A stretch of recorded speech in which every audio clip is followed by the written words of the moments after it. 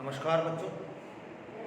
आज हम परिवर्तित जो पाठ्यक्रम है आपका माध्यमिक शिक्षा बोर्ड राजस्थान अजमेर से आरबीएससी से उन चैप्टर्स जो दिए हैं पढ़ने के लिए, जो हटाए नहीं हैं, जो आपके पाठ्यक्रम में है 2021 में जो एग्ज़ाम होनी है आपकी, उसके हिसाब से हम पढ़ रहे हैं।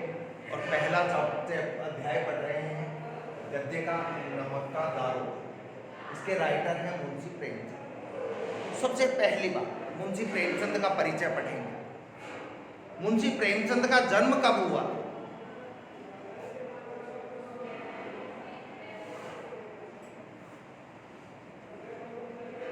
(1880) में इनका जन्म हुआ था। कब जन्म हुआ था इनका? 1880। और इनकी मृत्यु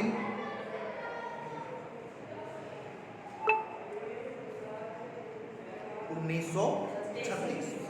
जन्म 1880, मृत्यु 1936। कुल कितने वर्ष जीवित रहे ये? मात्र 56 साल। ज़्यादा लंबा नहीं चला इनका।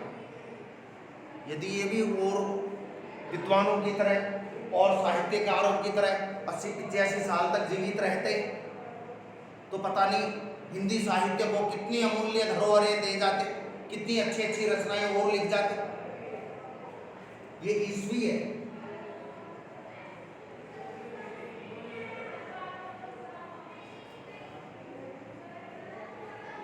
प्रश्न आता है कि इनका जन्म 1880 में हुआ तो सही, लेकिन कहाँ हुआ, कौन सी जगह पर हुआ?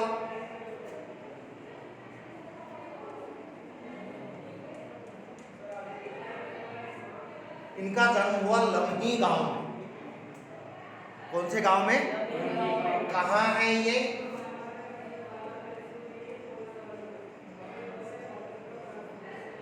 वाराणसी के पास। कौन से स्टेट में?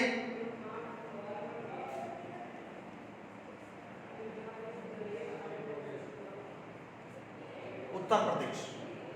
कहने का भाव है कि प्रेमचंद का जन्म उत्तर प्रदेश के वाराणसी जिले के लम्ही नामक गांव में हुआ।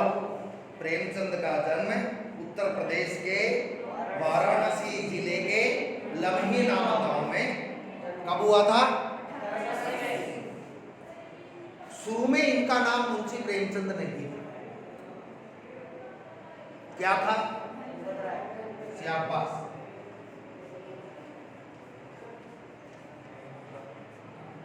धनपत राय। इनका नाम क्या था? धनपत राय। इनके बचपन का नाम था, मूल नाम था इनका। लेकिन इनके चाचा मुंशी प्रेमचंद के जो चाचा थे वो इनको नवाब कहकर पुकारते थे। मुंशी प्रेमचंद के चाचा इनको क्या कहकर संबोधित करते थे? नवाब कहकर। लाडला था तो नवाब कहकर संबोधित करते थे। तो इन्होंने जो लिखा, जब लेखन कार्य शुरू किया तो इन्होंने नवाब राय के नाम से लिखना शुरू किया था। शुरू में किस नाम से शुरू किया था लिखना? नवाब राय के नाम से। ये गरीब परिवार के थे और जैसे तैसे इन्होंने अपनी शिक्षा की और इन्होंने बीए तक शिक्षा प्राप्त कर ली। अब ये 1880 में जन्म हुआ था, मतलब बीए ज़्यादा से ज़्यादा 1900 तक कर ली होगी और इनके साथ सरकारी नौकरी लग गई, गवर्नमेंट सर्वेंट हो गए। ये क्या बन गए? एक शिक्षक बन गए, टीचर बन गए, अध्यापक की नौकरी इन्होंने ज्वाइन कर ली सरकारी। लेकिन गांधी जी के आंदोलन से प्रभावित होकर गांधी जी ने अंग्रेजों के खिलाफ आंदोलन किया, क्योंकि ये वो समय है जब देश अंग्रेजों का गुलाम था। तो गांधी जी के आंदोलन से प्रेरणा लेकर इन्होंने सरकारी नौकरी छोड़ दी और आज़ादी के आंदोलन में कूद पड़े। सभी लोग अपने अपने तरीके से आंदोलन करते हैं, तो ये तो है नहीं कि साहब गांधी जी के पीछे पीछे चलना था। सभी लोग अपने तरीके से आंदोलन करते हैं। तो इन्होंने लिखना शुरू कर दिया सरकारी नौकरी को छोड़कर। और इनकी जो एक रचना थी उसका नाम था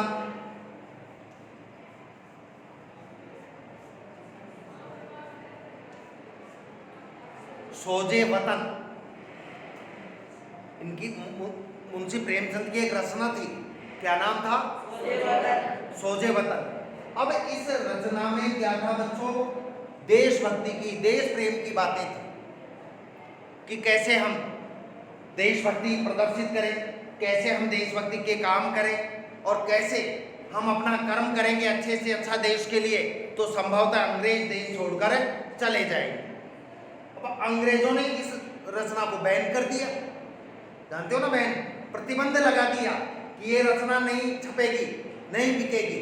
और ये रचना इन्होंने नवाब राय के नाम से लिखी थी। इसका राइटर कौन था? समझ गए नवाब राय कौन था? मैंने अभी बताया ना, शुरू में किस नाम से लिखना शुरू किया था इन्होंने? तो अंग्रेजों ने इनको बैन कर दिया कि भाई अब तुम नहीं लिखोगे, हमारे विरुद्ध, हमारे खिलाफ लिखते हो। अंग्रेजों ने इनको बैन कर दिया। अब इनको अंग्रेजों ने बैन कर दिया, लेकिन अब वही बात, आदमी एक बार जो सम्मान मिल जाता है, आदत पड़ जाती है, वो छूटती थोड़े। लिखने की तो आदत पड़ गई इनकी, लिखने में इनको मजा आता, तो इन्होंने लेखन कार्य नहीं छोड़ा, लिखना नहीं छोड़ा इन्होंने। हाँ, इतना जरूर किया कि शुरू में किस नाम से लिखते थे? तो नवाब राय नाम छोड़कर मुंशी प्रेमचंद के नाम से लिखने लगे, प्रेमचंद के नाम से लिखने लगे। वे अंग्रेजों ने बैन किसको किया? नवाब राय को। प्रेमचंद को थोड़े बैन किया, क्योंकि ये रचना किस नाम से लिखी थी, कौन था इसका राइटर? तो अंग्रेजों ने जब इनको बैन कर दिया, तो ये नवाब राय के स्थान पर प्रेमचंद नाम से लिखने लगे। समझ में आ गई क्या बात जो समझाई है अभी तक? कोई दिक्कत है तो बोल दो, नहीं बोलोगे तो समझ में नहीं आएगी। देखो, मुंशी प्रेमचंद के लिए एक उपनाम है,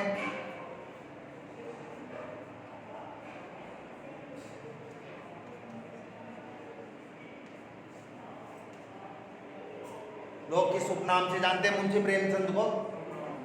उपन्यास सम्राट। किस नाम से? मतलब इनके जो उपन्यास थे वो बहुत प्रभावशाली थे। अब इसका मतलब ये नहीं है कि साहब मुंशी प्रेमचंद ने केवल उपन्यास ही लिखे, कहानियां भी लिखी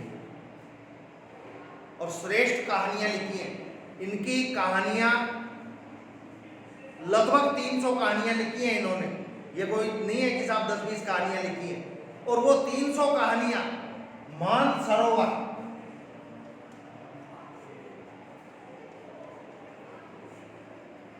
भाग 8, मानसरोवर के 8 भाग हैं।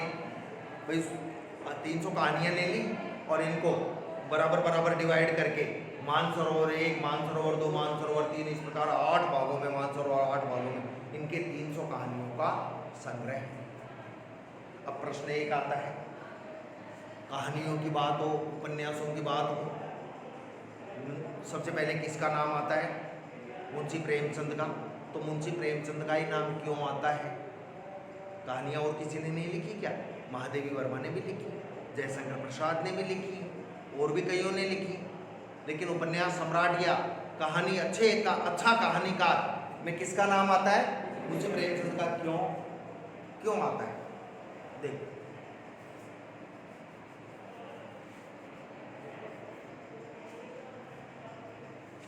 व्यक्ति, हमको अच्छा कौन लगता है? हमको अच्छा आपस में कौन लगेगा? घर में, परिवार में, रिश्तेदारी में, स्कूल में कौन अच्छा लगेगा? जो हमसे हमारी जैसी बात करेगा, जो हमसे हमारी जैसी बात करेगा, हमारे मन की जैसी बात करेगा, वो हमको अच्छा लगेगा। पापा कम अच्छे लगते हैं, पापा कम अच्छे लगते हैं। क्यों कम अच्छे लगते हैं? क्योंकि पापा एक खतरनाक प्राणी होता है क्या? मुंशी प्रेमचंद ने अपनी रचनाओं में क्या किया? जो समाज में कमियां देखी, जो समाज में अवगुण देखे, वो बातें ही उन्होंने अपनी रचनाओं में लिखी, इसलिए वो लोकप्रिय हो गए। क्योंकि अभी कोई फिल्म बने और साहब शूटिंग हो रही है, अपने न्यूयॉर्क रोड की शूटिंग हो, बैजी के चौराहे की, एनबीएफी स्कूल के आसपास की, तुम स्कूल आते हो उस समय शूटिंग हो, तुम जाते हो उस समय हो। अब तुम सब बच्चे उस फिल्म को देखोगे या नहीं देखोगे? या न्यूयॉर्क रोड की शूटिंग हुई है, बैजी के चौराहे पर शूटिंग हुई है, जरूर देखोगे उस फिल्म को। क्यों? क्योंकि वो फिल्म तुम लोगों से जुड़ी हुई है। तो इन्होंने भारतीय समाज के बारे में लिखा, भारतीय किसान के बारे में लिखा, एक मजदूर के बारे में लिखा, उसके कष्टों के बारे में लिखा, वो जीवन में जो संघर्ष करता है उन संघर्षों के बारे में लिखा। इसलिए ये ज्यादा बिके, ज्यादा पढ़े गए। प्रेमचंद जी की भाषा का प्रश्न है, उन्होंने सीधी सीधी भाषा का प्रयोग किया है, ज्यादा घुमाव फिराव वाली भाषा का प्रयोग नहीं किया। क्योंकि भारत कहाँ रहता है? गांवों में रहता है भारत। भारत कहाँ रहता है? शहरों में तो इंग्लैंड अमेरिका रहता है। शहरों में सच्चा भारत यदि देखना है तो भारत के गांवों को देखना चाहिए। तो उन्होंने अपनी रचना में वो बातें लिखी जो ग्रामीण जीवन में पाई जाती थी, जो ग्रामीण जीवन की समस्याएं थी, वो बातें, वो समस्याएं अपनी रचना में लिखी। समझ में आ गया? अब देखो,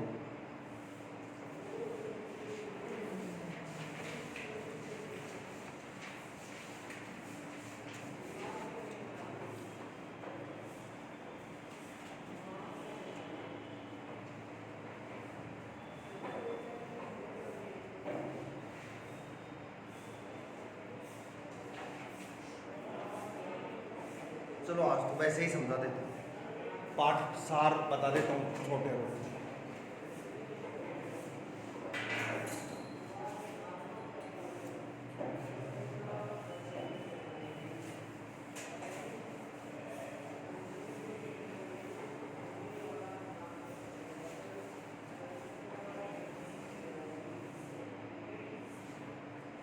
इस पाठ में नमक का दारोगा में दो प्रमुख पात्र हैं जिनको हम कह सकते हैं कि साहब हीरो है इस पाठ में। जैसे फिल्म में हीरो होता है, हीरोइन होती है, वो फिल्म को आगे लेकर जाते हैं, वैसे इसमें दो प्रमुख पात्र हैं। एक तो है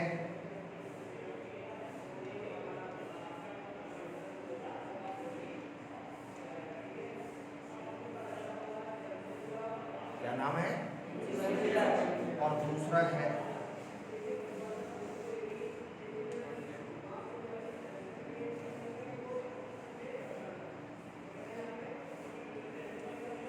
पंडित आलोपी। ये मुंशी बंसीधर है, ये पंडित आलोपी। तो साहब ये लड़का है बंसीधर, ये पढ़ाई लिखाई कर ली थी इसने अपनी, और ये नौकरी की तलाश में था। आज तो नौकरी के लिए बहुत मारामारी होती है।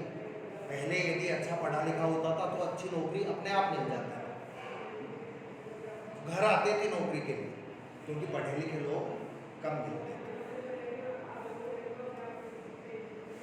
तो वंशीधर के बूढ़े पिता वंशीधर को समझाते थे कि देख वंशीधर, नौकरी तेरी लगेगी, लेकिन नौकरी ऐसी जगह करना, उस विभाग में, उस डिपार्टमेंट में नौकरी करना कि जिसमें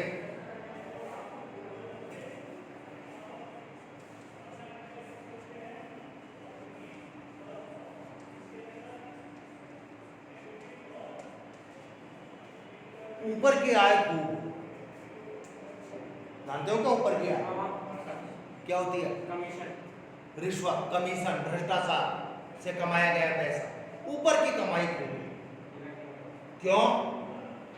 देखो, आश्चर्य की बात है, एक पिता अपने बेटे को कह रहा है ये बात कि उस विभाग में नौकरी करना जहां ऊपर की कमाई खूब। क्यों? क्योंकि अपने खुद की कमाई से तो खर्चे पूरे ही नहीं होते। उस जमाने में भी ये बातें थी, ये पता चलता है, उस जमाने में भी ये बातें थी। ऊपर की कमाई खूब हो, क्योंकि वो कहते हैं कि तनख्वाह, जानते हो ना, वेतन, पेमेंट, इससे तो खर्चे ही पूरे नहीं होते, इससे काम नहीं चलता है। अब ऊपर की कमाई खूब हो, इसके लिए उन्होंने क्या करेंगे? वो ऊपर की कमाई खूब होगी तो क्या करेंगे? पैसा ही चाहिए उनको। क्या करेंगे पैसे का, क्या क्या तर्क दिए इसके लिए।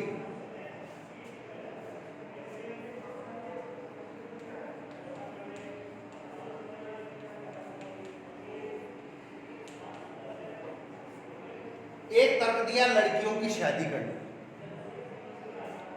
क्या तर्क दिया, एक तो लड़कियों की शादी करनी। दूसरा तर्क दिया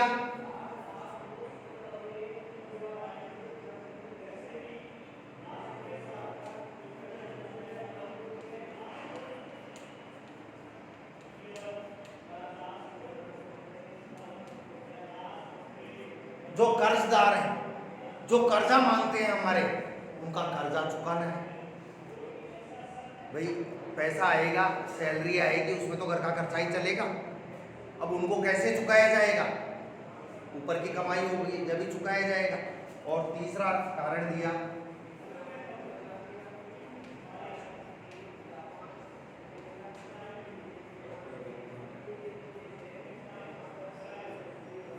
पक्का घर बनवाना, क्योंकि कच्चा घर था, झोपड़ी वगैरह बनाते थे लोग, तो घर भी पक्का होना चाहिए। ये तीन बातें समझाते हैं। पहला कारण देते हैं, कर्जदार परेशान करते हैं, पहला रीजन बताते हैं, ऊपर की कमाई क्यों चाहिए। मैंने क्रम बदल दिया है। पहला रीजन बताते हैं कर्ज देना है, दूसरा पक्का घर बनवाना है, और तीसरा लड़कियों की शादी करनी है। अब ये तीन काम करने हैं। अब तीन काम केवल पेमेंट से, वेतन से, सैलरी से, तनख्वाह से तो हो नहीं सकता। इसके लिए क्या चाहिए, ऊपरी आय चाहिए। ऊपरी आय किसकी तरह होती है, बहते हुए झरने की तरह होती है। ऊपरी आय किसकी तरह होती है, बहते हुए झरने की तरह होती है। बहता हुआ झरना है, जब प्यास लगे जब भी पानी पी लो। मतलब ऊपरी आय जरूरी है।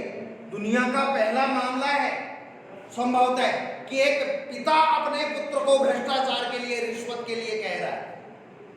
और वो ये भी कहते हैं बंशीधर कि हमेशा